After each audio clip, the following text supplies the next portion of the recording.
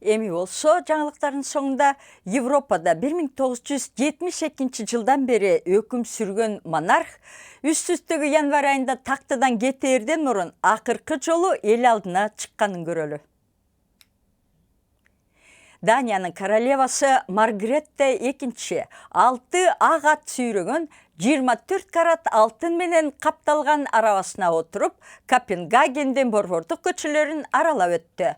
Бул адемдүү араба жылына бир гана жолу, жаңы жылдык майрамда гана колдонулат. Миңдеген эл ызгар аязды тоотпой, монархтын акыркы жүрүшүн көргөнү көчөлөргө чыкты. Королева Маргаретта тактыны уулу Фредерик жана австралиялык келини Мэриге өткөрүп берет. Королева эми пенсияга чыгып, акыры эс алам деп турса керек.